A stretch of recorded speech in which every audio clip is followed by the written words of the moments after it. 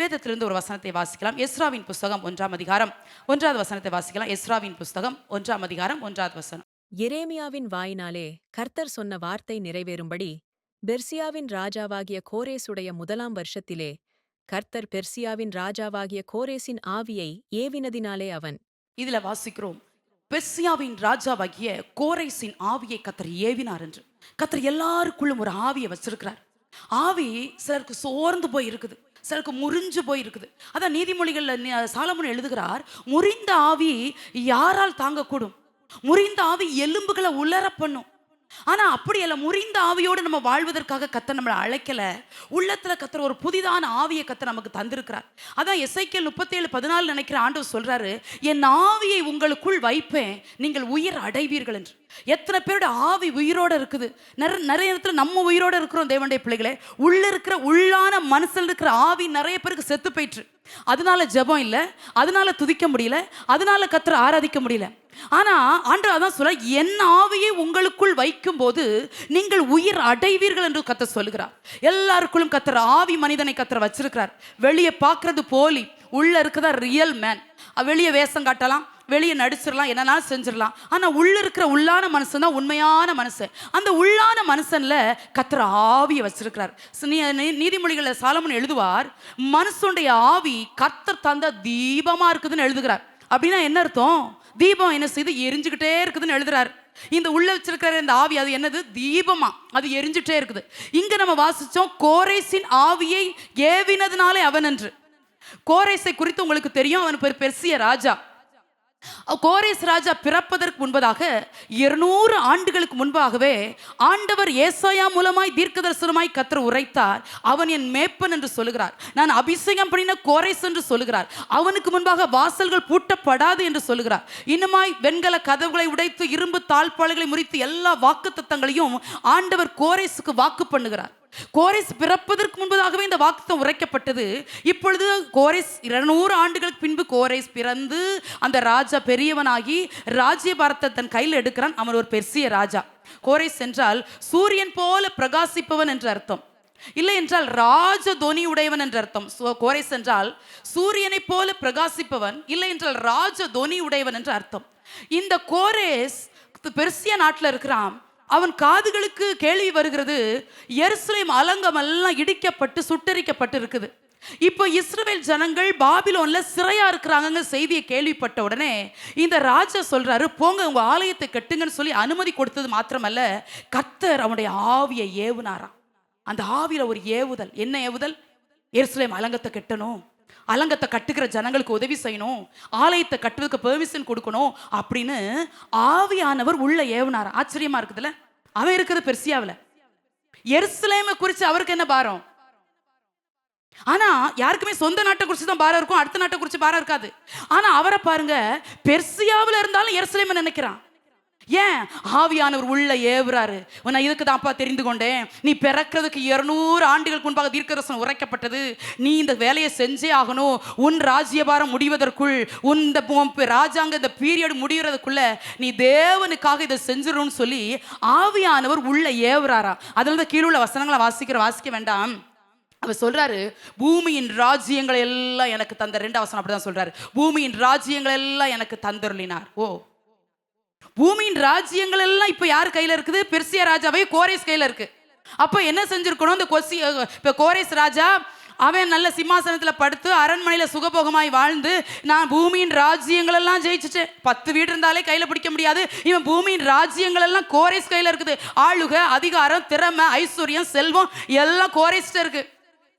ஆனா அப்படி நினைக்காம கர்த்தர் என்ன இந்த ராஜ பதவியை கொடுத்ததே நான் எருசலேமை நினைப்பதற்காக, இல்லை என்றால் எருசலேமின் அலங்கத்தை கட்டுவதற்காக என்று சொல்லி அவனுக்குள் இருக்கிற ஆவி ஏவப்பட்டது. அல்லேலூயா. ஆவி ஏவப்பட்டதுனால அவன் நினைப்பு பெர்சியாவை பத்தி அல்ல, அவன் நினைப்பு எருசலேமை பத்தி.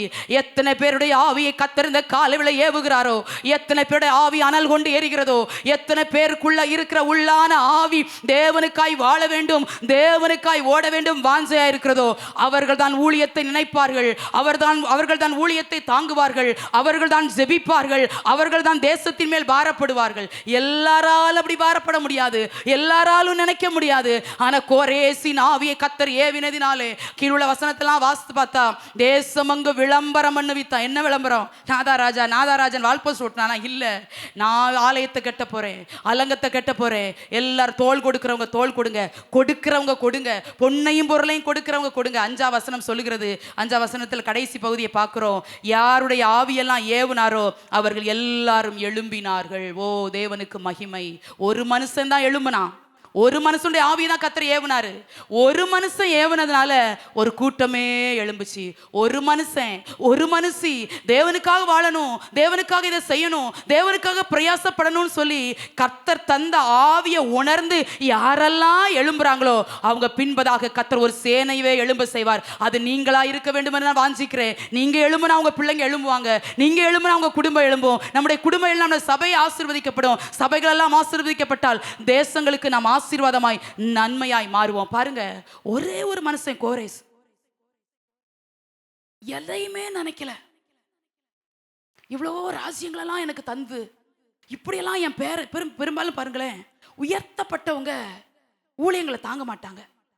உயர்ந்திருக்கிறவங்க எல்லாரும் இல்லை, ஒரு சிலர் உயர்ந்திருக்கிறவங்க தேவனுடைய ராஜ்யத்தின் வேலையை மனசுல யோசிக்க மாட்டாங்க. ஆனா ஒரு ராஜா, சாதாரண ராஜா இல்ல, அதான் சொல்ற ராஜா, அதான் சரித்திரமே சொல்லுகிறது. மகா கோரேஸ், கிரேட் சைரஸ், மகா அலெக்சாண்டர், அப்படி சிலர் தான் மகான்னு சொல்ல, அவர் மகா கோரேஸ் என்று சொல்லப்பட்ட சரித்திரம். இந்த மகா கோரேஸுக்கு என்னன்னா, எருசலேமை நான் எப்படியாவது கட்டி கொடுக்கணும். எருசலேமில் 12 வாசல்கள் உண்டு, எல்லாம் இப்ப அசிங்கமா கிடக்குது, அலங்கோலமா இருக்குது, தீக்கிரையாக்கப்பட்டு சுட்டரிக்கப்பட்டு கிடக்குது. எருசலேம்ல இருக்கிறவங்களுக்கு எருசலேமை பத்தி யோசனை இல்லை. ஆனா பெர்சியாவில் இருக்கிற ஒருத்தன் எருசலேமை அவன் நினைக்கிறான். நம்ம இந்தியாவுக்காக சிலர் பாரப்படுறது இல்ல, அமெரிக்காவிலையும் ஆஸ்திரேலியாவிலும் இருக்கிறவங்க இந்தியாவுக்காக ஜெபிக்கிறாங்க. ரட்சிக்கப்பட்டு சபைக்குள்ள இருந்து சத்தியத்தை அறிஞ்சு சத்தியத்தை கேட்கிற நம்ம சிலருக்கு தேசத்து மேல் பாரம் இல்லை. ஆண்டவர் அறியாம ரகசியமாய் கர்த்தரை ஏற்றுக்கொண்டவங்க ஆங்காங்கே கண்ணீர் வடித்து ஜெபிக்கிறாங்க. நிறைய பேர் என்ன நினைக்கிறாங்கன்னா, நம்ம ஜெபிக்காதனால யாருமே தேசத்துல ஜெபிக்கிறது இல்லை போலன்னு. அப்படி அல்ல. நம்ம சரியா தேவனை தேடாதனால உலகமே தேவனை தேடலன்னு அப்படி நினைக்க கூடாது.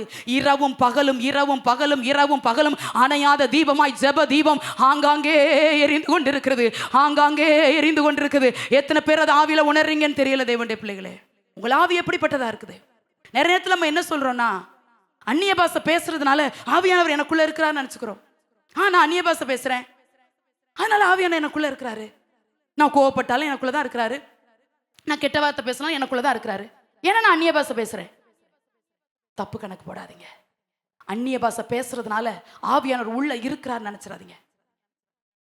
அதான் ஒரு பாஸ்டர் பாட்டு எழுதியிருக்கிறாரு, ஆவியானவர் நமக்குள்ளே வாசம் செய்வதற்கு அந்நிய பாஷை மட்டும்தான் அடையாளமா?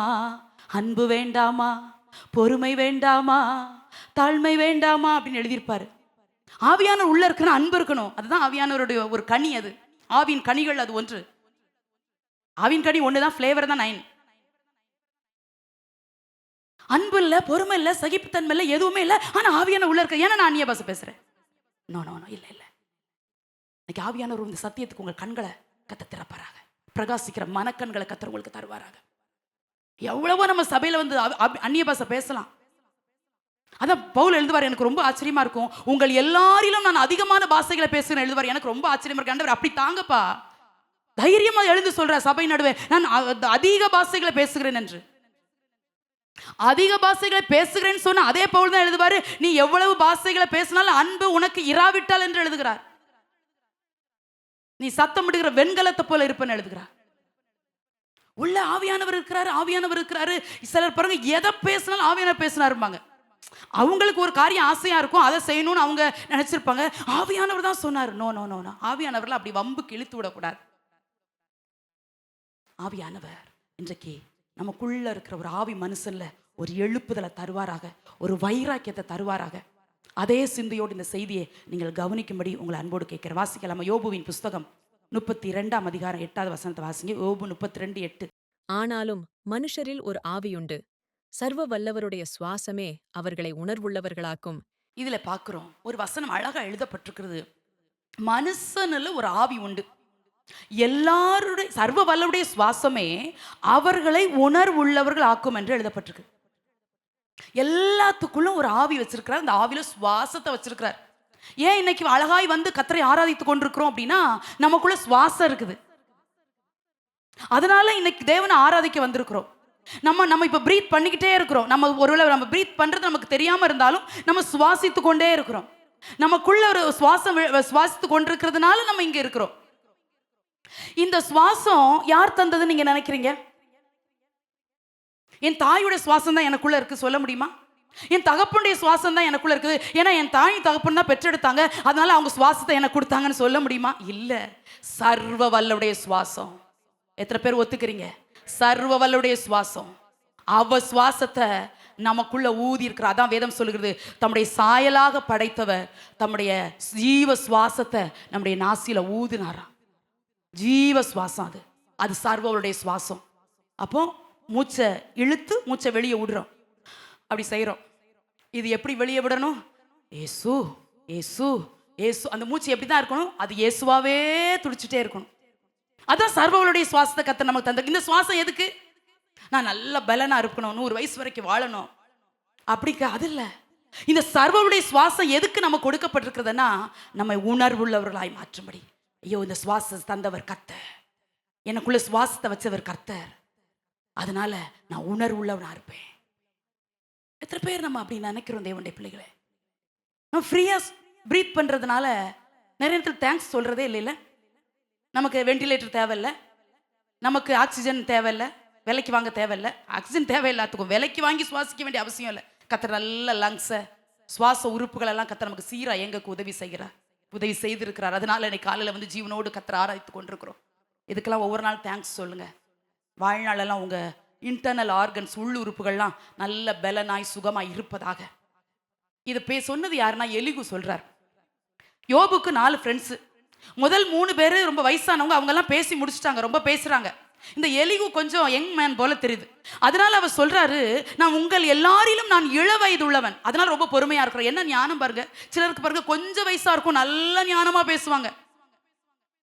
சிலருக்கு ரொம்ப வயசாயிருக்கும், ஞானமே இருக்காது. எனக்கு இந்த எலிகுவை ரொம்ப பிடிச்சிருந்துச்சு, ரொம்ப சைலண்டா பேசுறாரு. நீங்க எல்லாரும் என் கூட வயசுல குமுத்தவங்க, அதனால நான் அமைதியா இருந்தேன், இது வரைக்கும் நான் பேசல, இப்போ நான் பேசுறேன்ட்டு சொன்ன வார்த்தை தான், மனுஷரில் ஒரு ஆவி உண்டு, சர்வ வல்லவுடைய சுவாசமே அவர்களை உணர்வுள்ளவளாக்கும். அப்ப நம்மளை உணர்வுள்ளவள் ஆக்கிக்கிட்டே இருக்குது என்ன தெரியுமா? நம்ம விடுற அந்த மூச்சு, சர்வவளுடைய சுவாசம். ஆமா, எனக்கு ஏன் இன்னைக்கு ஒரு நாளை கூட்டி கொடுத்துருக்கிறாரு? அவருக்காக வாழ்றதுக்கு. ஏன் இன்னைக்கு ஒரு நாளை தந்திருக்கிறாரு? நான் தேவனுக்காக இன்னும் ஓடுவதற்கு. ஏன் இன்னும் நம்பி 1 வருஷம் கூடி தந்தாரு? சுவாசம் உள்ள இருந்துகிட்டே இருக்கு. அப்படி சுவாசத்தை நான் சுவாசிச்சுக்கிட்டே இருக்கிறேன். ஏசு ஏசு. நிறைய பேருக்கு நான் அப்படி நினைப்பேன், உள்ள ஒவ்வொரு மூச்சும் ஜீசஸ் ஜீசஸ் ஜீசஸும் சுவாசிக்கணும். ஆனால் நிறைய பேருக்கு அப்படி இல்லை. வேலை வேலை, பிள்ளை பிள்ளை, பணம், குடும்பம், நான் அப்படி சிலருக்கு பிரீத் பண்றாங்க. அந்த சுவாசம் ரொம்ப நாளைக்கு இல்லை, ரொம்ப நாளைக்கு இல்லை. நிறைய பேர் பிரீத் எப்படி இருக்குதுன்னா, உலகம், வேலை, குடும்பம், ஐயோ கடன், ஐயோ என்ன எனக்கு மாதிரி பிரச்சனை, ஐயோ எனக்கு மாதிரி வியாதி. யாருக்கு உண்டு யாருக்கு உண்டு? எலியாவுக்கு அதான் மேட்ரு. சூறை செடியில கீழே படுத்திருந்து அவர் என்ன சொல்றாருன்னா, ஆண்டவரே ஒருத்தன் கூட வைராக்கியம் இல்லை, எனக்கு மட்டும்தான் வைராக்கியமே இருந்துச்சு. இப்ப என்னையும் ஏசபேல் சொல்றா, உன்னை போட்டு தள்ளிடுவேன் அப்படிங்கிறா. அவ போட்டு தள்ளி ஒரு பொம்பளையால எலியாவுடைய கதை முடிஞ்சிட்டு சொல்லும் கூட நீர் எடுத்துக்கிடணும். அதனால போதும் கர்த்தாவே என்னை எடுத்துக்கொள்ளும் என்றுதான் சூறை செடியில கீழே படுத்திருக்கிறார். ஆண்டு சொல்றாரு, ஏப்பா உனக்கு மட்டுமா வைராக்கியம்? பாகாலுக்கு முன்பாக முழங்கால் படிடாத 7000 பேரை தேசத்துல மீதியா வச்சிருக்கிறேன்ட்டார். நம்ம அப்படிதான் நினைக்கிறோம். என்ன போல ஜெபிக்க முடியுமா, என்ன போல துதிக்க முடியுமா, என்ன போல வைராக்கியம்? நம்ம ஒன்றும் இல்லை. நம்ம வைராக்கியம், நம்ம ஜெபம் என்ன ஒன்றும் இல்லை. நம்மளை விட வைராக்கியமா, நம்மளை விட தாகமா, நம்மளை விட கரிசனையா, நம்மளை விட தேசத்தின் மேல் தாகம் கொண்டு பரிந்து பேசுகிற ஜெபாவி பெற்று கர்த்தரை மறைமுகமா ஏற்றுக்கொண்ட ரகசிய கிறிஸ்தவர்கள் ஆங்காங்கே ஜெபித்து கொண்டிருக்கிறார்கள். சிலருடைய சாட்சியெல்லாம் நான் கேட்டிருக்கிறேன். என் கணவன் ரட்சிக்கப்படல, நான் ஒரு கிறிஸ்தவள் என்பதை ஒரு டீச்சர் என்னை பார்க்க வந்தாங்க. யாரோ சொல்லியிருக்கிறாங்க, ஒரு நாள் என்னை பார்க்க வந்தாங்க. அப்போ நான் அவங்ககிட்ட கேட்டேன், எப்படி ஆண்டவரை ஏற்றுக்கொண்டீங்கன்னு. ஒரு பாஸ்டர் அம்மா வீட்டு பக்கத்துல நான் வாடகைக்கு இருந்தேன். அதனால அவங்க சொல்லுவாங்க, சர்ச்சுக்கு வாங்க சர்ச்சுக்கு வாங்கன்னு சொல்லுவாங்க. நான் அப்படி ஏன்னா அவங்க அவங்க வேலை பார்க்குற இடம் தூரம், குடும்பத்துக்கு தெரியாது. அவங்க அவங்க டியூட்டி நிமித்தம் அவங்க வந்து தூர இடத்துல இருந்ததுனால எப்போமாவது லீவுக்கு தான் வருவாங்க. ஒரு கவர்மெண்ட் ஸ்கூலில் டீச்சர். ஆண்டவரை ஏற்றுக்கொண்டேன், ஞாசம் அடிச்சிட்டேன், வைராக்கியமாக இருக்கிறேங்கிறாங்க. எனக்கு அவங்க சாட்சி கேட்டு ஆசையாக இருந்துச்சு, சந்தோஷமாக இருந்துச்சு. இன்னும் கூட தெரியாது என் கணவனுக்கு. ஆனால் நான் தேவனை ஏற்றுக்கொண்டவள் என்று தைரியமாய் சந்தோஷமாய் சொன்னார்கள். ரொம்ப ஜெபிப்பேன், வாரத்தில் 3 நாள் உபவாசிக்கிறேன்னு சொல்றாங்க, தேவனுக்காய் கொடுக்கிறேன்னு சொல்றாங்க, தசம்பாகத்தை மீறி மிஷனரிகளை தாங்குறேன்னு சொல்றாங்க, வட இந்தியாவில் ஆலயம் கட்டுறதுக்கு தாங்குறேன்னு சொல்றாங்க. ரட்சிக்கப்பட்டு 2 வருஷம் தான் ஆச்சு. அது கூட ரகசிய கிறிஸ்தவர்கள். இங்க வரும்போது அவர்கள் வேதத்தை கூட கையில தூக்கி கொண்டு வர முடியாது லீவுக்கு வரும்போது. நாம் எப்படி இருக்கிறோம்? உணர்வுள்ள ஒரு ஆவி. அதான் தாவீது அடிக்கடி சங்கீதத்தில் எழுதுவார், எனக்கு உணர்வை தாரும் ஆண்டவரே. சங்கீதம் 49:3, சங்கீதம் 119:34, எனக்கு உணர்வை தாரும். என் இருதய உணர்வை தியானிக்கும். உணர்வையே தியானிச்சிட்டு இருக்குமா. அதான் தாவீது அப்ப கேட்கிறாரு, எனக்கு உணர்வை தாங்க ஆண்டவரே. அப்போ தான் ஆண்டவரே நான் வேதத்தை பற்றி கொண்டு நடப்பேன். ஏசாயா 11:2 வாசிக்கிறோம், ஞானத்தையும் உணர்வையும் அருளுகிற ஆவி என்று எழுதப்பட்டிருக்கு. அது ஒரு ஆவியா, ஒரு ஸ்பிரிட், உணர்வுள்ள ஒரு ஸ்பிரிட். எத்தனை பேருக்கு இருக்குது? உணர்த்துறாரா பரிசுத்த ஆவியானவர்? ஜெபிக்காத உணர்த்துறாதா? குறைகளை உணர்த்துகிறதாங்க பரிசுத்த ஆவியானவர். குறைகளை உணர்த்துவார். ஏன் 7 சபையோட பேசுறாரு? வெளிப்படுத்தல. ஏன் பேசுறாரு? ஏன் குறைகளை சுட்டி காட்டுறாரு? உணர்த்துகிற பரிசுத்த ஆவியானவர். இன்னைக்கு உணர்த்தல் தானே நமக்கு பிடிக்கல. நமக்கு தேவையெல்லாம் ஆசீர்வாதம், நமக்கு தேவையெல்லாம் மேன்மை, நமக்கு தேவையெல்லாம் கனம். ஆனா உணர்வு வேண்டாம். பாவம் செஞ்சா மட்டும்தான் பாதாளத்துக்கு போவேன்னு நான் சொல்லல. உணர்வு இல்லாட்டில் பாதாளத்துக்கு தான் போகணும். இது ஒரு சென்சிட்டிவ் ஹார்ட். தேவன்கிட்ட கேட்டு வாங்கணும். உணர்வை தாங்க ஆண்டப்பா, உணர்வை தாங்கப்பா. உணர்வு மாத்திரம் உங்களுக்கும் எனக்கும் இல்லாவிட்டால் நாம் செய்கிற எல்லாத்தையும் நம்ம சரின்னு தான் போய்கிட்டு இருப்போம். ஆவியானவர் அல்லவா நம்மளை உணர்த்துகிறார், ஆவியானவர் அல்லவா நம்மளை எச்சரிக்கிறார். எத்தனை பேர் அப்படி உணர்வுள்ள இருதயத்தோடு கர்த்தரை சேவிக்க ஆயத்தம்? பணத்தை தாருன்னு கேட்கிறோம், சுகத்தை தாருன்னு கேட்கிறோம், ஆரோக்கியத்தை தாருன்னு கேட்கிறோம். உணர்வை தாரும் என்று என்றாகிலும் கேட்டதுண்டோ? கேட்கலனா உங்க ஜெபத்துல முக்கியமான ஒரு ஜெபம் என்ன தெரியுமா? எனக்கு உணர்வை தாங்கப்பா. உணர்வை தாரும் ஜெபிச்சிட்டிங்கன்னா தூங்கினாலும் தட்டி எழுப்பி உணர்வை பத்தி பேசுவார். நீ செஞ்சது தப்பு, நீ போற பாதை சரியில்லை, சொப்பன மூலமா ஒன்று உணர்த்துவாரு, இல்லைன்னா ஆவியில உணர்த்துவாரு, இல்லைன்னா பலிபடத்திலிருந்து வார்த்தை வந்து உணர்த்துவார், இல்லை வேதத்தை வாசிக்கும் போது உணர்த்துவார். எப்படியோ உணர்வை தாருன்னு மட்டும் கேட்டீங்களா? அதனால தான் தாவீது அடிக்கடி கேட்கிறாரு, ஆண்டவரே எனக்கு உணர்வை தந்துருங்கப்பா. நம்மளை உணர்த்துக்கிற ஒரு பரிசுத்த ஆவியானவர் அல்லவோ. ஒவ்வொரு நாள் கேளுங்க, ஆண்டவரே என்னை உணர்த்திருங்க. தெரியாம என் வாயிலிருந்து வந்த ஒரு வார்த்தை, நம்ம சரின்னு சொல்ல நினைப்போம், ஆனா ஆண்டவர் சொல்றாரு, நீ பேசுனது தப்பு. ஒரு போதகர் இப்படி சொன்னாரு. அவருக்கு இப்போ அவர் கர்த்தரால் வல்லமையை பயன்படுத்தப்படுகிற ஒரு நல்ல பரிசுத்தவான். அவருடைய வாலிப நாட்கள் நடந்த ஒரு காரியத்தை சொன்னாரு. அவர் வாலிப நாட்கள் இருக்கும்போது அவர் அபிஷேகம் கூட்டத்தில் இருக்கிறார். அப்போ அபிஷேகம் பெறாதவங்கள முன்னால வாங்க, உங்களுக்காக ஜெபிக்கிறோம் அப்படின்னு இந்த பாஸ்டர் சொல்றார். இவரும் வந்து நிற்கிறாரு, அபிஷேகம் பெறதுக்கு வந்து நிற்கிறார். எல்லாரும் அபிஷேகம் பெற்றாங்க, இவருக்கு மட்டும் அபிஷேகம் பெறல. இவர் மட்டும் பெறல. இவர் கேட்கிறாரு, ஆண்டவரே தாகத்தோடு தானே வந்தேன், ஏக்கத்தோடு வந்தேன், என்னையும் நிரப்புவீங்கன்னு தானே வந்தேன், அப்ப எனக்கு மட்டும் அபிஷேகம் தரலையே. இவர் அந்த நாட்களில் விளையாட போவார், அடிக்கடி இந்த கிரிக்கெட் விளையாட போவார். இது வாலிப நாட்கள் நடந்தது, இப்போ சொல்றேன். அவர் வாலிப நாட்கள் நடந்தது. அப்போ கிரிக்கெட் விளையாட போகும்போது இவர் ரொம்ப ஒல்லியா இருக்கிறதுனால இவர் யாருமே கிரிக்கெட்ல சேர்த்துக்கிட மாட்டாங்களா. அவங்கெல்லாம் அந்த ட்ரெஸ்ஸை கலத்தி வச்சுட்டு போகும்போது, இந்த ட்ரெஸ் எல்லாம் பார்த்துக்கோ, நாங்கள் போய் விளாண்டுட்டு வரோம் அப்படின்ட்டு போயிடுவாங்களாம். உடனே இவருக்கு ஒரு கோவமா வருமா, நம்மளை மட்டும் இப்படி விளாட்டில் சேர்க்க மாட்டேங்கிறாங்களே அப்படின்ட்டு. உடனே இவர் என்ன செஞ்சிருக்காரு, ஒரு நாள் அவங்க ட்ரெஸ்ஸை கலத்தி வச்சுட்டு போயிருக்கிறான். ஒரு தம்பி பக்கத்தில் எவனோ சிகரெட் குடிச்சிட்டு இப்படி போட்டிருக்கிறான். இவர் கோவத்தில் இந்த சட்டையை எடுத்து இந்த சிகரெட் அப்படி இந்த கங்கலா இருக்கும்ல அதில் தூக்கி போட்டார். இப்போ சட்டை அங்கங்கே ஓட்ட ஓட்டையா விழுந்துருச்சு. அவன் கிரிக்கெட் விளாண்டுட்டு வந்து சட்டையை எடுத்து பார்க்குறான். சட்டையில் அப்படியே இந்தியா மேப்பு, இலங்கை மேப்பு எல்லாம் அப்படி இருக்கு. உடனே அவன் என்ன செஞ்சுட்டான், பார்க்காம சட்டையை போய் இதில் போய் போட்டு போயிட்டான் பாரு அப்படின்ட்டு அவன் கிழிஞ்ச சட்டையை போட்டு போயிட்டான். ஆனால் போட்டது யாருன்னா இவர். இந்த அபிஷேகம் பெறதுக்கு முன்னால வந்து இவர் வாலிப நாட்களில் செஞ்ச ஒரு காரியம். ஆவியானவர் அந்த பலிபீடத்துக்கு முன்பா நிற்கும் போது அந்த அபிஷேகத்தை ஊற்றுறதுக்கு முன்பதாக அதை உணர்த்தி அந்த சட்டையை காமிச்சாராம். நீ மன்னிப்பு கேளு, அதுக்கப்புறம் நான் உனக்கு அபிஷேகத்தை தர்றேன். எவ்வளோ அந்த பியூர் ஹோலி ஸ்பிரிட், பியூரா இருப்பார். ரொம்ப அவரை வந்து புரிஞ்சுக்கவே முடியும். சின்ன பிசுறு இருந்தா கூட சில நேரம் அப்படியே உணர்த்துவார் பாருங்க. அதிக நேரம் அவரை ஃபீல் பண்ணியிருக்கிறேன். உணர்வில்லாத இருதயம் இருளடையும் என்று வேதம் சொல்லுகிறது. அதான் சொல்லி இது ஒரு ஸ்பிரிட் கேட்டு வாங்கணும். ஆண்டவரே எனக்கு உணர்வின் ஆவியை தாங்க என்று. இரண்டாவதாய் வாசிக்கிறோம் சங்கீதம் 51:10. தாவீது எழுதுகிறார், நிலைவரமான ஆவியை எனக்குள்ளே புதுப்பியும் என்று எழுதுகிற. முதல் ஆவி உணர்வுள்ள ஆவி, இரண்டாவது ஆவி சொல்றேன் நிலைவரமான ஆவி. சங்கீதம் 51 ஏன் எழுதப்பட்டது நமக்கு தெரியும். பச்சை பாட்டத்துல தாவீது பாவம் செய்யும் போது எழுதப்பட்ட சங்கீதம். அப்போ ரொம்ப சந்தோஷமா எழுதியிருப்பாரா? அப்படி இல்ல, கதறி எழுதியிருந்திருப்பார் 51 சங்கீதத்தை. ஏன்னா அவர் பாவம் செஞ்சுட்டு பாவம் அவருக்கே உணர்வு இல்லாம தான் இருந்துச்சு. அதனாலதான் தீர்க்கதரிசி பேசும்போது கூட நான் யாரையோ சொல்றாரு நினைச்சாரு. ஆனா தீர்க்கதரிசி சொல்றார் நீயே அந்த மனுஷன் அப்படின்னு சொன்ன உடனே அப்பதான் அவர் பாவத்தை கண்டித்து உணர்த்தும் போது உணர்வடைந்து பாவ மன்னிப்புக்காக எழுதின சங்கீதம் தான் 51. அதுல சொல்றாரு, நிலைவரமான ஆவியை என் உள்ளத்துல புதுப்பிங்க ஆண்டவரே. எனக்குள்ள நிலைவரமான ஆவி இல்லை. நிலைவரமான ஆவினா நிறைய பேருக்கு என்னன்னு தெரியாது, சொல்லித்தரேன். நல்லா இன்னைக்கு ஜெபிக்கிறீங்க, இன்னைக்கு ஞாயிற்றுக்கிழமை வந்திருக்கிறீங்க, நல்லா ஜெபிக்கிறீங்க, நல்லா துதிக்கிறீங்க, ஆராதிக்கிறீங்க, உங்க ஆவி அப்படி ரொம்ப அனலா இருக்குது. நாளைக்கு நீங்க இப்படி இருப்பீங்களான்னு எனக்கு தெரியாது. ஒரு சிலர், எல்லாரும் இல்லை, ஒரு சிலர் இப்படி இருப்பீங்களான்னு எனக்கு தெரியாது. நாளைக்கு உங்க குடும்பம், நாளைக்கு உங்க வேலை, நம்ம எல்லாரும் குடும்பத்தை பார்க்கணும், வேலையை பார்க்கணும். யாரும் தனிக்காட்டு ராஜாவல்ல, கர்த்தர் நம்ம எல்லாருக்கும் நல்ல குடும்பங்களை தந்திருக்கிறார். குடும்பத்தில் நமக்கு பொறுப்புகளை தந்திருக்கிறார்.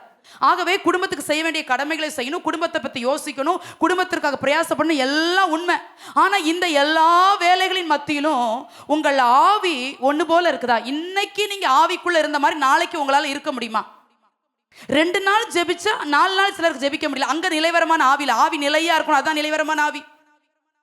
நிறைய பேர் ஆவி நிலையாவே இருக்காது. என் கன்வென்ஷன் கூட்டங்கள் அவங்களுக்கு ஒரு எழுப்புதல் வரும் பாருங்க, அப்படியே 2 சேரை உடைச்சா நல்லா இருக்கும்னு இருக்கும், அவ்வளவுதான், புஷ்ஷுன்னு போயிடும், அவ்வளவுதான். அதுக்கப்புறம் அடுத்த கன்வென்ஷனுக்கு தான் அவங்கள அப்படி ஆவியில் நிரம்புறதை பார்க்க முடியும். அது அல்ல.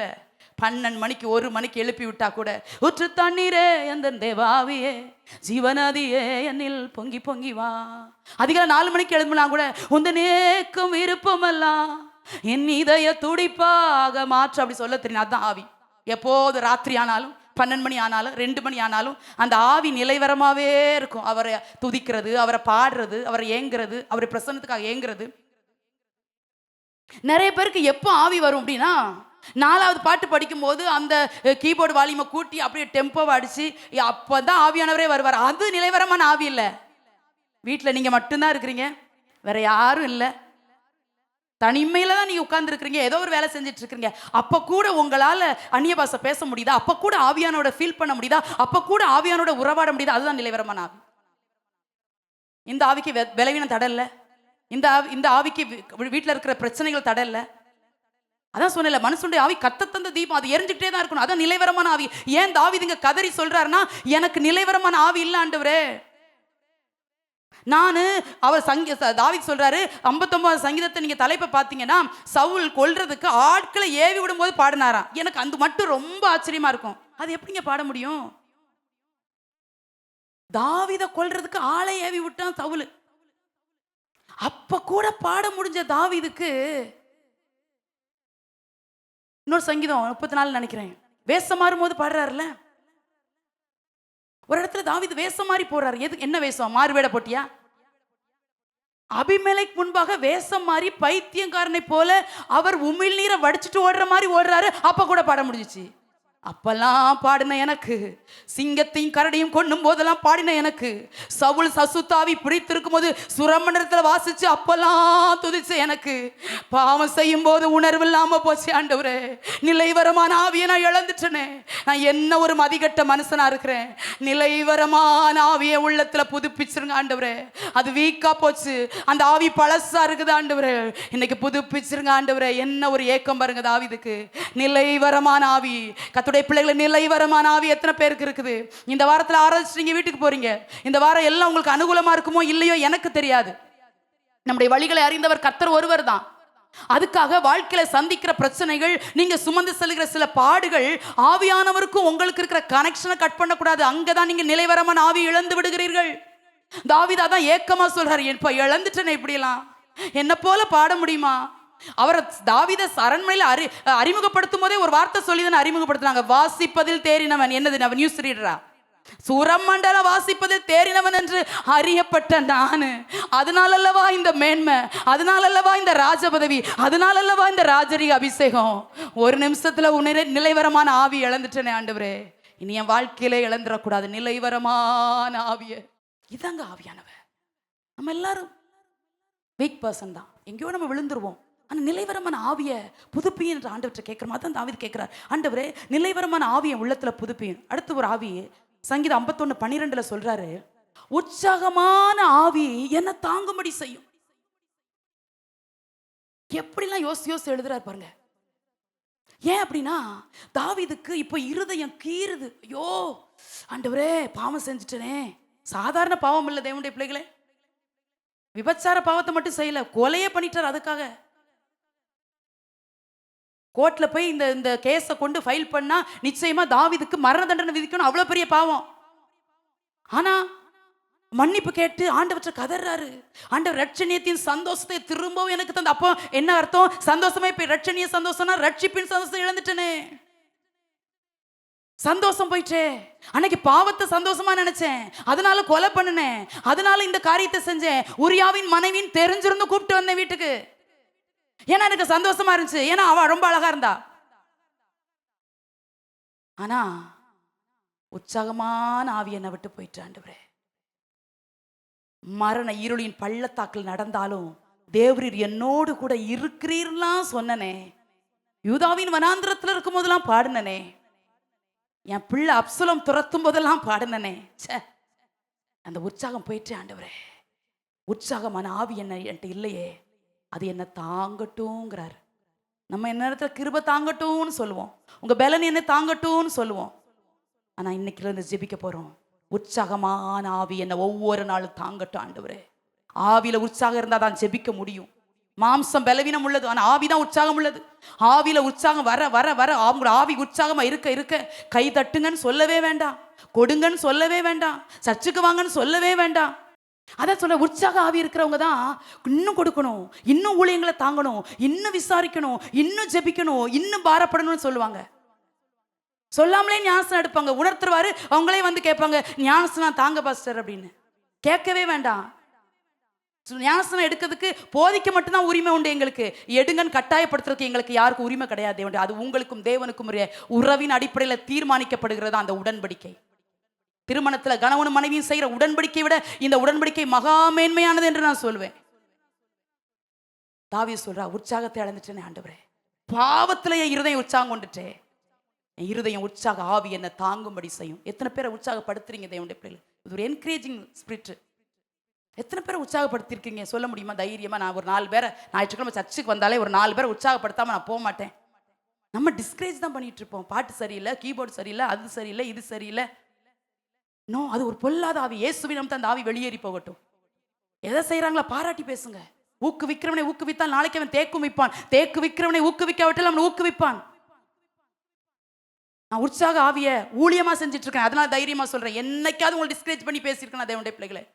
நீங்க சோர்வோடு என்கிட்ட பேசியிருக்கீங்க, அழுது பேசலாம் உண்டு, குடும்ப ரகசியத்தை யார்ட்டையும் சொல்ல முடியாத ரகசியத்தில் என்கிட்ட சொல்லியிருக்கிறீங்க சிலர். என்னைக்காவது உங்களை நான் டிஸ்கரேஜ் பண்ணி பேசியிருக்கேனா? இருக்கிறேன், நான் உங்களுக்காக ஜெபிக்கிறேன். ஒரு நாள் அவசரமா ஒரு ஊழியத்தை பெறப்பட்டு வெளியே வந்துட்டேன். ஒரு சகோதரி சாகணும்னு முடிவெடுத்தவங்க, என்னை ரொம்ப நேசிப்பாங்க. சோரை பொங்கி வச்சுட்டு செத்துருவோன்னு நினைச்சு கீழே குனிஞ்சு அரிசி எடுத்தாங்களாம். அரிசி எடுக்கும் போது என் முகம் அவங்க கண்ணுக்கு வந்து மறைஞ்சிட்டு போச்சுன்னு சொல்றாங்க. தெரியல, அவங்க சொன்னதை நான் உங்களுக்கு சொல்றேன். பாஸ்டர்மா நம்மளை ரொம்ப நேசிப்பாங்களே அப்படின்ட்டு என்னை பார்க்க வந்தாங்க. அவசரமா நான் வெளியே வந்துட்டேன். வீட்டை பூட்டி கேட்டை மட்டும் தான் நான் பூட்டணும். அப்படியே மார்போடு அணைச்சி வச்சுட்டு ஒரு சின்ன ஜெபம் பண்ணேன். இன்ன வரைக்கும் உற்சாகமாய் கத்திற்காக ஓடிட்டு இருக்கிறாங்க. உற்சாக ஆவி இருக்கணும். எத்தனை பேரை உற்சாகப்படுத்தி இருக்கிறோம் தேவனுடைய பிள்ளைகளே? குடும்பத்துக்குள்ள கூட ஒருத்தர் உற்சாகப்படுத்துறது இல்லை, சபையில கூட ஒருத்தர் உற்சாகப்படுத்துறது இல்லை. அது சொல்ல, உற்சாக ஆவியை ஊழியமா செய்யுங்க. கத்தர் உங்களை உயர்ந்த ஸ்தானங்களை கத்தர் கொண்டு போவோம். யாரையும் டிஸ்கரேஜ் பண்றாங்க. முறிந்த ஆவி யாரால் தாங்கக்கூடும்? ஆவி முறிஞ்சு போயிட்டு அவங்க எழும்பவே முடியாது. குண்டு பல்பை கண்டுபிடிச்சவர் தாமஸ் ஆல்வா எடிசன். ஒரே நாளில் அவர் கண்டுபிடிச்சதுனால பல்பு எரியல, 2000 முறை முயற்சி செய்த பின்பு பல்பு கண்டுபிடித்தாராம். அதிகாலை 3 மணிக்கு பல்பு எரிஞ்சிச்சான். மனைவிட்ட ஓடி போய் சொன்னாராம், ஏய் பல்பு எரியுதுன்னு. அந்த அம்மா சொன்னா அணைச்சிட்டு பாடுன்னு. அணைக்கிறதுக்கு நிறைய பேர், எரிய வைக்கிறதுக்கு எத்தனை பேர் இருக்கிறோம்? நீங்க சொல்லுகிற ஒரு வார்த்தை எரிய வைக்கும் தெரியுமா? ஒரு சின்ன ஊழியம், ஒரு சின்ன ஜெபம், ஒரு சின்ன வார்த்தை, நல்லா இவங்களுக்கு நல்லா வேணும் அப்படி வர யாரையுமே நினைக்காதீங்க தேவனுடைய பிள்ளைகளே. உற்சாக ஆதான் தாவீது கேட்கிறா, உற்சாக ஆவி என்ன தாங்கட்டும். ஐயோ நான் என் உற்சாகத்தை இழந்துட்டேன், நான் பாடுவேன், துதிப்பேன், ராக்காலத்தில் எழுவேன், கத்தரை அதிகாலையில் தேடுவேன், இப்படியெல்லாம் நான் செஞ்சேன், நானா இவ்வளோ பெரிய பாவத்தை துணிகரமா செஞ்சுட்டேன். உற்சாக ஆவியை எங்கெல்லாம் இழக்கிறீர்களோ அங்கெல்லாம் பாவம் மேற்கொள்ளும். ஏன் சிலர பாவம் நம்மளை விட்டு ஓடுது உணர்த்துறாரு. உற்சாக ஆவி இருக்குது, இது தேவனுக்காக. நல்ல பலன் தந்திருக்கிறாரா தேவனுக்காக, சுகம் தந்திருக்கிறாரா தேவனுக்காக, பிள்ளைகளை தந்திருக்கிறாரா தேவனுக்காக, சம்பாதிப்பதற்கு பலனை தந்திருக்கிறாரா தேவனுக்காக. உற்சாக ஆவியால் நிரப்பப்படுங்க. சோர்வின் ஆவி வேண்டாம், பின்மாற்ற ஆவி வேண்டாம், நிர்விசாரத்தின் ஆவி வேண்டாம், பொல்லாத ஆவி இதெல்லாம் அடிச்சு துரத்தணும். இயேசுவின் நாமத்தை சொல்லி துரத்தணும். துரத்த பின்னால துரத்திட்டு வர்ற மாதிரி இருக்கும். ஆனா மேற்கொள்ள விடக்கூடாது. ஆண்டவரே உற்சாக ஆவி என்ன தாங்கும்படி செய்யும். காலையில் எந்திக்கிறீங்களா, உற்சாகமா 2 பாட்டை பாடுங்க. ஜோமன முடியலையா, பாட்டு பாடுங்க 2. உற்சாகம் வருதா இல்லைன்னு அப்புறம் என்கிட்ட வந்து கேளுங்க. உற்சாக ஆவி உங்களை தாங்கட்டும். உங்கள் பலவீனங்களை நீங்கள் தேவன் உங்கள் ஆவியில தந்த உற்சாகம் உங்களை பலனடைய செய்யும். சங்கீதம் 143:10 தாவீது சொல்றாரு, உம்முடைய நல்ல ஆவி என்னைய செம்மையான வழியில என்னை நடத்தட்டும்னு சொல்றாரு. நல்ல ஆவி என்ன எப்படி ஃபீல் பண்ணியிருக்கிறார் பாருங்களேன் இந்த ஆவியானவரை. என்னைக்கு ஆண்டவர் தாவீத ராஜாவை அபிஷேகம் பண்ணாரோ அன்னைக்கே ஆவியானவர் உள்ள வந்துட்டார். இப்ப ஆவியானவரை இவர் சொல்லி எழுதுறாரு, உம்முடைய நல்ல ஆவி என்ன செமையான வழியில நடத்தட்டும். அதை வாசிக்கிறீங்களா?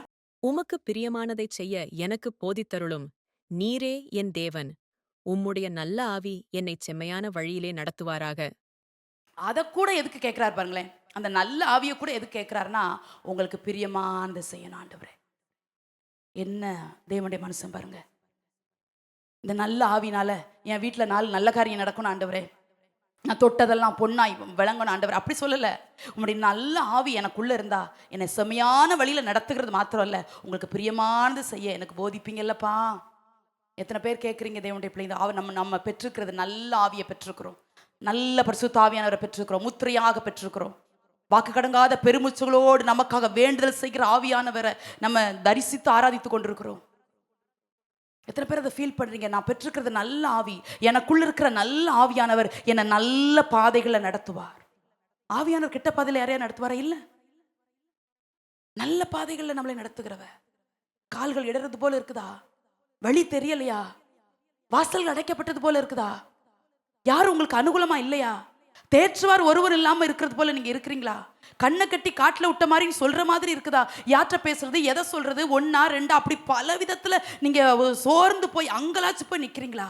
இந்த வசனத்தை சொல்லி ஜோமனுங்க, உங்களுடைய நல்ல ஆவி என்னை செமையான வழியில நடத்தட்டும். ஒரு நிமிஷம் அப்படியே கரங்களை உயர்த்தலாம், ஆண்டவற்றை கேட்போம். எல்லாற்றையும் நம்மளை நடத்துகிறது பரிசுத்த ஆவியானவர்.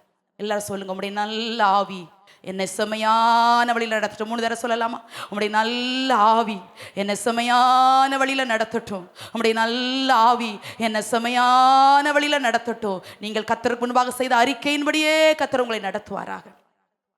ஆவிதை தான் கேட்கிறாரு, ஆண்டவரே எனக்கு செம்மை எதுன்னு கண்டுபிடிக்க தெரியாதுப்பா, ஆனா எனக்குள்ள இருக்கிற நல்ல ஆவியானவ செம்மையான வழியில என்ன நடத்திருங்கப்பா. நடத்துவார், தேவனுடைய பிள்ளைகளை நடத்துவார், கைவிடவே மாட்டார், விட்டு வேடிக்கை பார்க்கவே மாட்டார். மனுஷர் முன்னால் தலை குனிய விடவே மாட்டார். நல்ல ஆவியை பெற்றிருக்கிறோம்ல, நல்ல ஆவியானவரை பெற்றிருக்கிறோம். எப்படி வேடிக்கை பார்க்க விடுவார் மனுஷனை? எப்படி கைவிடுவாரு? எப்படி நம்மளை மறப்பாரு? நல்ல ஆவியானவர் அல்லவோ நான் பெற்றிருக்கிறது. சகோதரியை குறித்து கேள்விப்பட்டேன், தாய் தகப்பன் இல்லாம வளர்ந்தவங்க, அதனால சர்ச்சுக்கு போவதுக்கு ரொம்ப ஆசைப்படுவாங்களாம் சின்னதுல. ஆண்டவர் அறியாத ஒரு குடும்பம், எப்படியோ ஆண்டவரை சின்ன வயசுல இந்த சண்டே கிளாஸ் மூலமா ஆண்டவரை ஏற்றிருக்கிறாங்க. அப்போ சர்ச்சில் போய் இருந்து கர்த்தரை ஆராதிக்க ஆசை, வீட்டில் விடமாட்டாங்கிறதுனால ட்ரெஸ்ஸை மடித்து பைக்குள்ளே வச்சுட்டு சும்மா எங்கேயோ கடைக்கு போகிற மாதிரியே அப்படி வருவாங்களாம். வந்து சர்ச்சில் வந்து ட்ரெஸ்ஸை மாற்றிட்டு சர்ச்சில் ஆராதிச்சுட்டு திரும்ப அந்த ட்ரெஸ்ஸை கலத்தி உள்ளே வச்சுட்டு போட்டு வந்து அந்த பழைய ட்ரெஸ்ஸை போட்டு அப்படியே போவாங்களாம். தாய் தகப்பன் இல்லாதனால 16 வயசில் வளர்த்தவங்க கல்யாணம் பண்ணி கொடுத்துட்டாங்க. கல்யாணம் பண்ணி கொடுத்து மறுநாள் கல்யாணம் நடந்திருக்கு.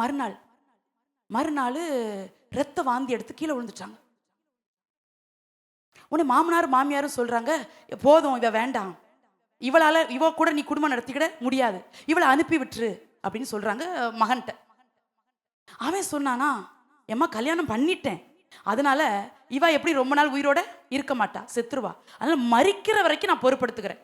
என்ன செய்ய, கல்யாணம் பண்ணிட்டோம்ல, சாகிற வரைக்கும் ஏன் பொறுப்பா இருக்கட்டும் அது வரைக்கும் நான் இவளை பார்த்துக்கிறேன் அப்படின்னு. அதுக்கப்புறம் ரொம்ப கிரிட்டிக்கலான ஸ்டேஜ்லாம் கடந்து வந்தாங்க. ஆனால் உள்ளத்தில் ரகசியமாக கர்த்தரை ஆராய்ச்சிட்டே இருந்ததுனால கர்த்தர் அந்த பெரிய வியாதியிலேருந்து அவங்களை விடுதலை தந்துட்டார். ஆண்டவர்கிட்ட கேட்டாங்களா, ஆண்டவரே நீங்கள் எனக்கு வியாதியிலேருந்து விடுதலை தந்துட்டீங்க, எனக்கு என்னை எடுத்துக்கிட்டா கூட நீங்கள் பரவாயில்ல, எனக்கு ஒரு பிள்ளை தந்துருங்கப்பா, எனக்கு ஒரு பிள்ளை தந்துருங்கப்பா அப்படின்னு ஆண்டவர்கிட்ட கேட்டாங்களாம். கர்த்தர் அதன்படியே ஒரு பிள்ளையை கர்த்தர் கொடுத்தார். பிள்ளையை கொடுத்துட்டாரு.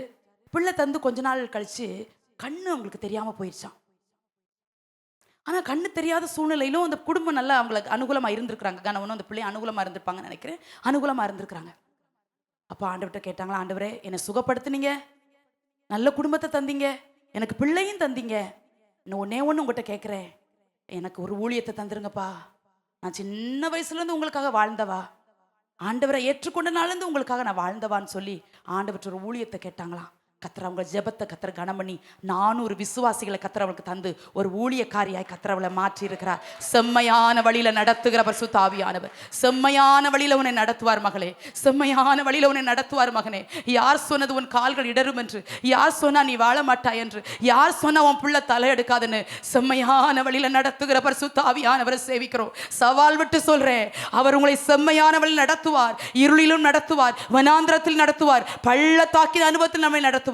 அவர் நடத்துகிற, நன்றாய் நடத்துகிற பரிசுத்த ஆவியானவர். ஏசாயா 26:9 வாசிக்கலாமா? ஏசாயா 26:9. என் ஆத்துமா இரவிலே உம்மை வாஞ்சிக்கிறது, எனக்குள் இருக்கிற என் ஆவியால் அதிகாலையிலும் உம்மை தேடுகிறேன். உம்முடைய நியாய தீர்ப்புகள் பூமியிலே நடக்கும்போது பூச்சக்கரத்து குடிகள் நீதியை கற்றுக்கொள்வார்கள். ஏசாயா எழுதுகிறா, எனக்குள்ள இருக்கிற வாஞ்சையால நான் அதிகாலமே நான் உங்களை தேடுறேன் ஆண்டவரே. 5வதாக வாஞ்சையின் ஆவி. வாஞ்சை ஒரு ஆவி. எல்லாருக்குள்ளும் ஜெபிக்கணுங்கிற வாஞ்சை வராதுல்ல, எல்லாருக்கும் ஊழியர்களை தாங்கணுங்கிற வாஞ்சை வராதுல்ல. அது இருக்கிறவங்க தான் தாங்க முடியும். சட்டியில இருந்தா தான் அகப்பையில வரும், உள்ள இருந்தா தான் அது வெளியே வரும். ஏசாயா வயது முறிந்த தீர்க்கதரிசி. அவர் சொல்றாரு, எனக்குள்ள இருக்குது வாஞ்சை, அதனால காலையில எந்திரிச்சு அலாம் வச்சு எந்திக்கல.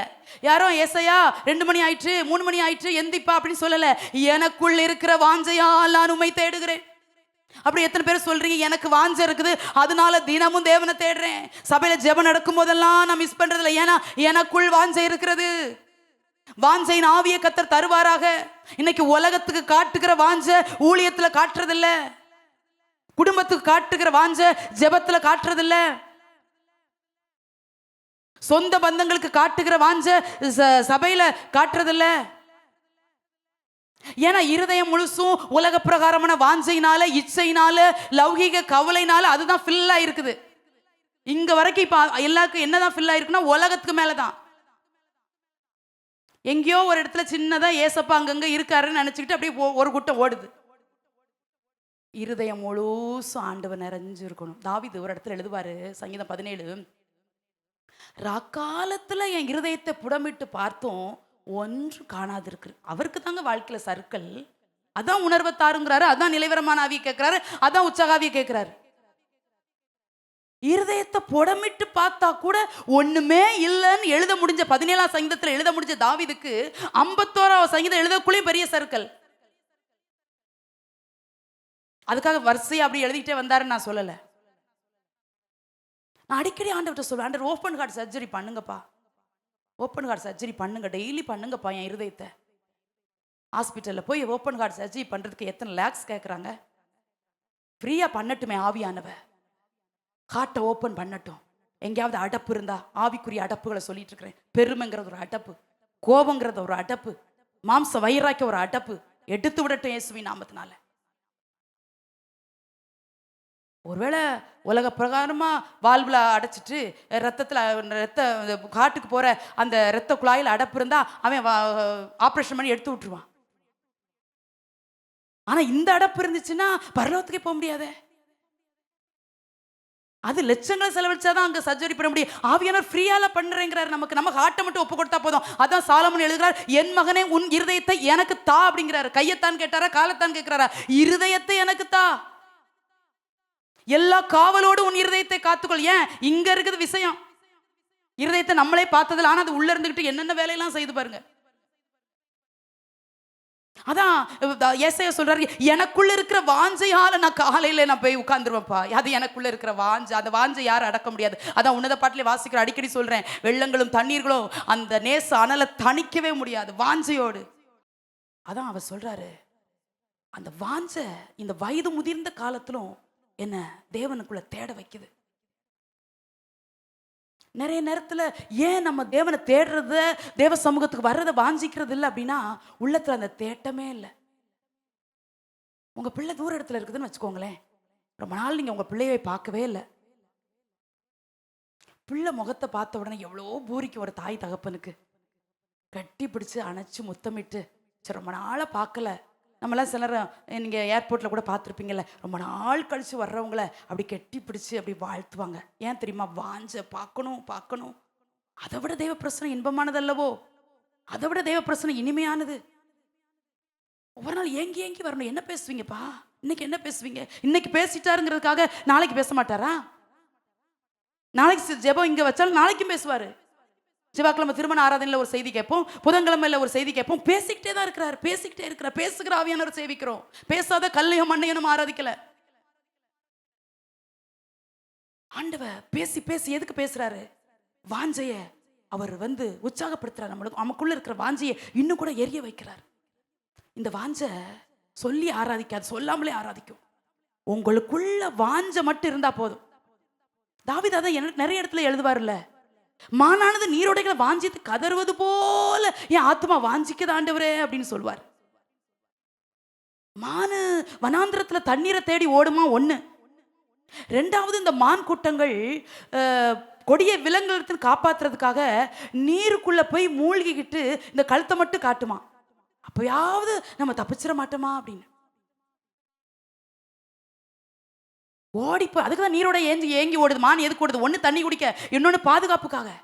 அது மாதிரி ஏங்குற ஆண்டவரே, அது மாதிரி ஏங்குற. எத்தனை பேருக்கு அந்த ஏக்கம் இருக்குது? தேசம் ரட்சிக்கப்படணும் ஆண்டவரே, இந்திய தேசம் இயேசுவுக்கு சொந்தமாக மாறின ஆண்டவரே, இந்த நம்மளை சுற்றி இருக்கிற கூட்டங்கள்லாம் தேவனை ஆராதிக்கணும் ஆண்டவரே. கடைசியாக ஒன்னே மட்டும் சொல்லி முடிக்கிறேன். ஏசாயா எழுதின புஸ்தகம் 34ஆம் அதிகாரம் 16ஆம் வசனத்தை வாசிங்க, முடிக்க போறேன். ஏசாயா 34:16. கர்த்தருடைய புஸ்தகத்திலே தேடி வாசியுங்கள், இவைகளில் ஒன்றும் குறையாது, இவைகளில் ஒன்றும் ஜோடில்லாதிராது. அவருடைய வாய் இதைச் சொல்லிற்று, அவருடைய ஆவி அவைகளைச் சேர்க்கும். இல்ல வாசிக்கிறோம், எவ்வளவு அழகா எழுதுறாரு பாருங்க. கர்த்தருடைய ஆவி சேர்க்கும். இந்த வசனத்துல ஒண்ணு கூட ஜோடில்லாதிராதான். அப்படியே ஒரு நூல் கோர்த்த மாதிரி எல்லா வசனத்துக்கும் ஆண்டு அங்க இணைச்சு வச்சிருக்கிறார். அழகா சொல்லுது, கர்த்தருடைய ஆவி அவர்களை சேர்க்கும். சேர்க்கிற ஒரு ஆவி இது. ஆண்டவருடைய ஆவி தான் நம்மளை சேர்க்கிறது. பிரிஞ்சு கிடக்குதா குடும்பங்கள்? சில காரியத்தை சேர்க்க முடியலையா? உங்களுக்கு 2 உள்ளங்களை சேர்க்க முடியலையா? எதெல்லாம் குடும்பத்தில் சிதறி இருக்குது, எதெல்லாம் ஒழுங்கின்மையா இருக்குது, எதெல்லாம் வெறுமையா இருக்குது, சேர்க்கிறது பரிசுத்த ஆவியானவர். மனுஷன்ட்ட போய் சிலவங்க சொல்லுவாங்க, எங்க எப்படியா சேர்த்து வச்சிருங்க அப்படின்னு. இல்ல சேர்க்கிறவர் பரிசுத்த ஆவியானவர், ஒருமனப்படுத்துகிற சேர்க்கிறத நான் ஒரு ஐக்கியத்தின் ஆவியா சொல்றேன், ஒரு மனதின் ஆவியா சொல்றேன். ஒருமனப்படுத்துகிறவர் ஆவியானவர் மட்டும்தான். ஆவியானவர்களால் மட்டும்தான் ஒருமனப்படுத்த முடியும். ஆவியானவர் எங்கேயோ அங்க ஒருமனம் இருக்கும். நம்ம ஒருமனப்படலை அப்படின்னா ஆவியானவருக்கு விட்டு கொடுக்கல அப்படின்னு அர்த்தம். உங்க குடும்பத்துல கூட ஒருமனம் இல்லைன்னா நீங்க ஆவியானவர் உங்க குடும்பத்துல இல்லைன்னு அர்த்தம். ஒரு போதகர் இப்படி சொல்றாரு, அப்பா சிங்க மாதிரியே எப்பவும் கர்ச்சிக்கிறது வீட்டுல. தகப்பன் எப்படி இருக்குதா, பிள்ளைங்க பேச முடியாது, பிள்ளைங்க எதுவும் கேட்க முடியாது. அம்மா புலி மாதிரியே உருமுது, எப்ப மத்தாலும் என்கிட்ட தான் வர, அப்பா உனக்கு அப்பா இருக்கால போ அப்படிங்கிறது. அப்பா சிங்கமா இருக்கிறாரு, அம்மா புலியா இருக்குது. ஆனா பிள்ளைகள் மட்டும் முயல் குட்டி மாதிரி இருக்கணுமா? இது என்னங்க நியாயம்? நீங்க கோபப்பட்டா உங்க பிள்ளைங்க கோபப்படுவார்கள் என்பது எத்தனை பேருக்கு தெரியும்? நீங்க கெட்ட வார்த்தை பேசினா உங்க பிள்ளைகள் கெட்ட வார்த்தை பேசுவார்கள் என்று எத்தனை பேருக்கு தெரியும்? நாம் மதீனமாய் ஆடை உடுத்தினால் நம்முடைய பிள்ளைகளும் மதீனமாய் ஆடை உடுத்துவார்கள் என்று எத்தனை பேருக்கு தெரியும்? இதை சொல்லிக் கொடுப்பதற்கு கெட்ட நண்பர்கள் வேண்டும் என்ற அவசியம் இல்லை. தாய் தகப்பனை பார்த்தே எல்லா காரியத்தையும் பிள்ளைகள் கற்றுக்கொள்கிறார்கள். நாம் தான் நம்முடைய பிள்ளைகளுக்கு ரோல் மாடல் என்பதை ஒரு நாள் மறந்து விடாதீர்கள், ஒரு நாள் மறந்து விடாதீர்கள். அன்பாய் உங்கள் பிள்ளைகிட்ட பேசினா நிச்சயமா அந்த பிள்ளைகளுக்குள்ள, அதான் சொல்ல, அன்பு என்பது ஒரு விதை என்று நான் அடிக்கடி சொல்வேன். நம்மள மாதிரி பிள்ளைங்களுக்கு புரிய தெரியாது, நம்மள மாதிரி பிள்ளைகளுக்கு பொறுமை இருக்காது. சிலர் ஆனா இப்ப காலம் மாறி போச்சு, பிள்ளைகிட்ட இருக்கிற பொறுமை கூட பெற்றோர்கிட்ட இல்லை. ஏன்னா நிறைய பேர் என்கிட்ட சொல்லி அழுறதும் நான் கேட்டிருக்கிறேன். அம்மா என்னை நேசிக்கல, அப்பா என்னை நேசிக்கல, என்னை வீட்டில் ஒதுக்கிறாங்க. அண்ணனுக்கு, அக்காவுக்கு, தங்கச்சிக்கு, தம்பிக்கு கொடுக்கிற அந்த மரியாதை எனக்கு கொடுக்கறது இல்ல. எங்கே தவறுகிறோம்? நீங்களே உங்க குடும்பம் பிரியறதுக்கு காரணமா இருக்கிறீங்களா? உங்க பிள்ளைங்களுக்குள்ள ஒரு மனத்தை இல்லாம இருக்கிற காரணமா இருக்கிறீங்களா? இல்ல. கர்த்தருடைய ஆவி சேர்க்கிறது, சேர்க்கிறது, சேர்க்கிறது. கர்த்தர் சேர்க்கட்டும். இன்னைக்கு சில குடும்பங்களை, சில உள்ளங்களை சேர்க்கட்டும். சில மனதை கர்த்தர் சேர்க்கட்டும். அப்படியே எங்கேயாவது அப்படியே உடைஞ்சு போய் இருக்கிறீங்களா? ஐயோ, எப்படி சேர்க்கிறதுன்னு நினைக்கிறேன். கர்த்தருடைய ஆவியானவர் மட்டும் தான் சேர்ப்பாரு. கர்த்தருடைய ஆவியானவர் மட்டும் தான் சேர்ப்பாரு. ஒரு போதகர் இப்படி ஒரு சாட்சியை சொன்னாரு. சர்ச்சில் ஒரு கல்யாணம் நடத்தி முடிச்சிட்டாரு. 3 மாசம் கூட ஆகல. 2 வந்து சொல்லுது, நீங்க தானே எனக்கு கல்யாணம் முடிச்சு வச்சீங்க, நீங்க டைவர்ஸ் பண்ணி விடுங்க. இவர் சொல்றாரு, சேர்க்க மட்டும்தான் எனக்கு உரிமை, பிரிக்க உரிமை கிடையாதுங்கிறாரு. அப்படிலாம் கிடையாது, நீங்க தான் சேர்த்து வச்சீங்க, அதில் நீங்களே எங்களை பிரிச்சு விடுங்க. எவ்வளவோ சொல்லி பார்த்தாரு, கேட்கல. அவர் சொன்னார், சர்ச்சுக்குள்ள போங்க, கொஞ்ச நேரம் அங்க தனித்தனியா உட்காந்து 2 பேரும் ஜோம் பண்ணுங்க அப்படின்னாரு. ஜோம் பண்ணுங்க, நான் உங்களை பிரிச்சு விட்டுறேன். 2 சந்தோஷமா உள்ள போகுது. ஏன்னா பிரிய போறோன்னு. என்ன மதிக்கட்ட உலகம் பாருங்க. ஏன் திருமணம் என்று பெயர் வந்து தெரியுமா? இரு மனங்கள் இறைகிறதுனால இருமணம் என்பதே திருமணம் என்று மாறிவிட்டது. இப்ப சர்ச்சுக்குள்ள சந்தோஷமா போறாங்க, 2 பேரும் தனித்தனியா உட்காந்து ஜோம். ஏன் பிரிய போறோன்ட்டு. அப்புறம் வந்தாங்க, ஃபர்ஸ்ட் ஜோம் பண்ணிட்டோம், பிரிச்சு விட்டுருங்க. சரி, இப்போ ஒன்று செய்யுங்க, 2 பேரும் கைப்பிடிச்சு ஜோம் பண்ணுங்க. இப்போ தனித்தனியா ஜோம் பண்ணுங்க, இப்போ 2 பேரும் கைப்பிடிச்சு ஜோம் பண்ணுங்க, பிரிச்சு விட்டுருங்க. இதான் கடைசி. இப்போ பிரிச்சிருவேன், 5 நிமிஷத்துல பிரிச்சிருவேன், உங்களை பிரிச்சு விட்டுருவேன். ஜோம் பண்ணிட்டு வாங்க, பிரிச்சுறேன். ரொம்ப யோசனை, எப்படி கை பிடிக்கிறது? முகத்தை பார்க்கவே பிடிக்கல, கையை வேற பிடிச்சிக்கிட்டு அப்படின்னு 2 பேரும் ஒருத்தர் நினைக்கிறாங்க. ஆனா சந்தோஷமா பிடிக்கிறாங்க, ஏன்னா பிரிய போறோன்னு. கல்யாணத்தன்னைக்கு வலது கரத்தை பிடிக்குன்னு சொல்லும் போதே கை நீட்டுற பொண்ணு மாப்பிள்ளையெல்லாம் பார்த்துருக்கேன் சந்தோஷத்துல. இப்போ கையை பிடிக்க முடியல. எதுக்கு கையை பிடிக்க முடியல? இப்போ அவ்வளவுக்குள்ள 2 பேருக்குள்ள மிஸ் அண்டர்ஸ்டாண்டிங். ஆனாலும் கையை பிடிக்குது. எதுக்குன்னா பிரிய போறோம்ல, 5 நிமிஷம் தான், ஐயோ இவன் கூட வாழ்க்கை முடிஞ்சிச்சு அப்படின்னு. கையை பிடித்து ஜெபிக்கும் போது ஆவியானவர் அங்கே அசைவாடினார். 2 பேரும் அழுதாங்க. 5 நிமிஷத்துல ஆரம்பிச்சு 5 நிமிஷம் ஜோமுங்க பிரிச்சு விட்டுறேன்னு அவர் சொன்னாரு. அது 1 மணி நேரம் ஜோம்னாலும் முடியவே இல்லையா. அது அழு, இவர் காவது கண்ணை துடைக்க, அவர் இங்க கண்ணை துடைக்க, 2 பேரும் அப்படி மார்போடு அணைத்து கொண்டு, ஐயோ இவளையா துக்கப்படுத்திட்டோன்னு அவர் நினைக்க, அது இவரையா துக்கப்படுத்திட்டோன்னு எந்த சினிமாவில் கூட அப்படி காட்சியை பார்த்துருக்க முடியாதுங்கிறார் இந்த பாஸ்டர். ஏன்? ஒருமனப்படுத்துகிறவர் ஆவியானவர், சேர்க்கிற ஆவியானவர் நன்மைகளை கொண்டு வந்து சேர்ப்பார். ஆசீர்வாதங்களை உங்களை கொண்டு, நம்ம சொல்றோம்ல, நமக்கு வர்ற ஆசீர்வாதத்தை யாரோ பறிச்சிருவாங்களோ, கர்த்தருடைய ஆவி சேர்க்கும். அதை சொல்ற ஆவியானவரை சார்ந்துருங்க. தட்டி பறிச்சுட்டு போக யாருக்கும் உரிமை முடியாது. நல்ல உள்ளங்களை கர்த்தர் உங்களோடு இணைப்பார். நல்ல சம்பந்தங்களை உங்களோடு இணைப்பார். ஐயோ மக வாழ்க்கை எப்படி இருக்குமோ, மகன் பரிதவிக்க வேண்டாம். நல்ல ஆவியான, சேர்க்கிற ஆவியான நல்ல குடும்பங்களுக்கு ஜாயின் பண்ணுவார். நீங்க அவரை மட்டும் சார்ந்திருந்தா. மனுஷனை பார்த்து ஒரு துப்பு சொல்லுங்க, சொல்லாதீங்க. வரன் பாருங்க மேக்சிமம் யார்ட்டையும் சொல்லாதீங்க. ஆவியானவரே தருகிற வரன் தான் பெஸ்டா இருக்கும் வாழ்க்கையில.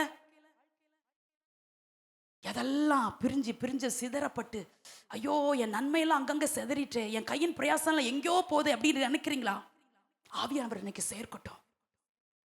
ஊழியத்துல கூட சில நன்மைகளை கர்த்தர் கொண்டு வந்து சேர்ப்பார். இன்னும் சில ஆத்துமாக்களை கர்த்தர் நம்மோடு கொண்டு சேர்ப்பார். ஏன்னா அவர் சேர்க்கிற ஆவியானவர். குடும்பக்காக ரொம்ப நாள் உடைஞ்சு போய் இருக்கிறீங்கல்ல, யார் ஆண்டவர் இந்த காரியத்துக்கு பரிதவிப்பா? யாற்ற போய் நான் சொல்லுவேன்? யாற்றையும் சொல்லாது உங்க இஷ்டம். ஆனா ஆவியானவரை சார்ந்து கொள்ளுங்க. அவரை போல உங்களை யாராலும் புரிஞ்சு கொள்ள முடியாது. என்னுடைய பிள்ளைகளை அவரை போல புரிய முடியாது. அவரை போல சேர்த்து வைக்க, அவர் சேர்த்து வச்சிட்டாருன்னா அதை யாராலையும் பிரிக்க முடியாது தெரியுமா? அப்புறம் இதை சொல்லி முடிக்கிறேன். அந்த 2 பேர் ஜோம் பண்ணாங்களா?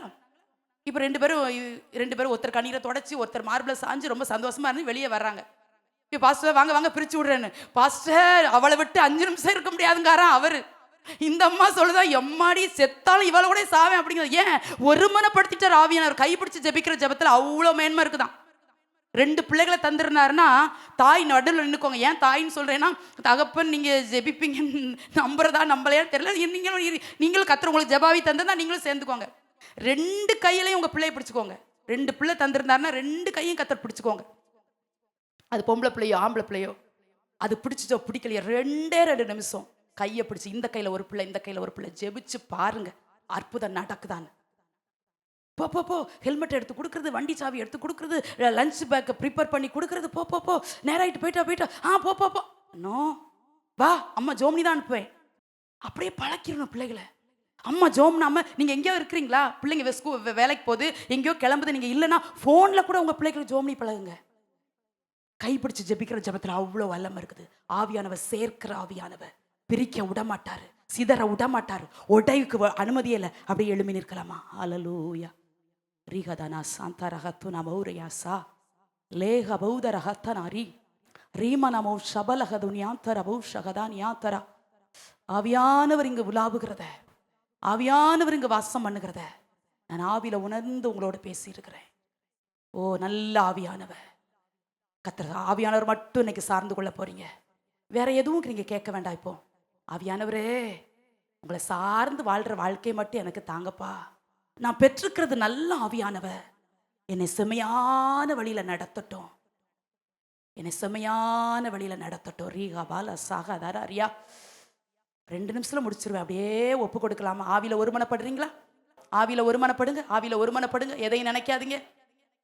ரகதா நமௌஷந்த ரகதா ரேகபா லஹா தரா மனிஷக அதியா தனா ரேகா பௌஷகதனியா தர. சத்ரு வெள்ளம் போல வரும்போது ஆவியானவர் அவனுக்கு விரோதமாய் கொடி ஏற்றுகிறார், அவனுக்கு விரோதமாய் கொடி ஏற்றுகிறார். மகளே கொடி ஏற்றுகிறார், அதனால தப்புவிக்கப்பட்டோம். ரீகா சாந்தரஹா தர பௌரியாந்தனா ரே பௌஷபன. சத்ரு போட்ட சில திட்டங்கள் ஆவியானவரால அது ஒன்றுமில்லாமல் போனது. ஓரக தரக தனரியா பௌஷபன வரபா. சத்ரு குடும்பத்தின் மீது ஆளுகை இல்லை, வியாதிக்கு ஆளுகை இல்லை. ஓ பலவீனத்தின் மேல சத்ரு ஜெயம் எடுக்க முடியாது, நீங்கள் தான் ஜெயித்து விட்டீர்கள். ரீகா ராசபா. ஆவியானவரை சார்ந்து கொண்டவர்கள் ஜெயிப்பார்கள். ரேமமா ரகதரோ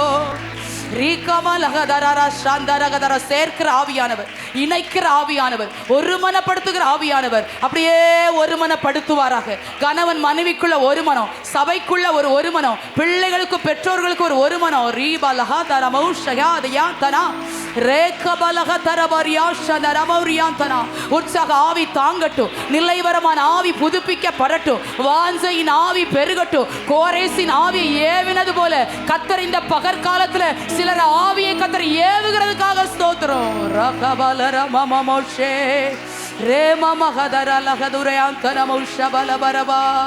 உமக்கு பிரியமானதை செய்ய எனக்கு கற்றுத்தாரும் தெய்வமே, உமக்கு பிரியமானதை செய்ய எனக்கு கற்றுத்தாரும் தெய்வமே.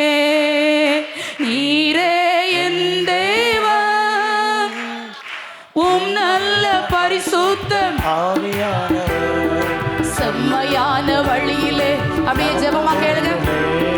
செம்மையான வழியிலே நடத்த வேண்டுமே, செம்மையான வழியிலே நடத்த வேண்டுமே, செம்மையான வழியிலே நடத்த வேண்டுமே, செம்மையான வழியிலே நடத்த வேண்டுமே. ஹல்லேலூயா. ஆவியானவரே குடும்பத்தை நடத்துவார், ஆவியானவரே உங்க பிள்ளைகளை நடத்துவார், ஆவியானவரே உங்க வழக்கை பொறுப்படுத்தி நடத்துவார். நீங்கள் சுகமாய் வாழும்படி, நீங்கள் பலனாய் இருக்கும்படி, கர்த்தருக்காக பிரகாசிக்கும்படி ஆவியானவர் தந்த உங்கள் உள்ள விதைத்த இந்த வாஞ்சையின் ஆவி அணைத்து போடாதிருங்கள். உங்கள் ஆவி கர்த்தருக்காக எரியட்டும். ரகபால சபரியாரதனோ. அப்படியே கரங்களை தட்டி கர்த்தர் நாமத்தை மகிமைப்படுத்தலாம். ஹல்லேலூயா. நன்றி ஆண்டவரே, நன்றி.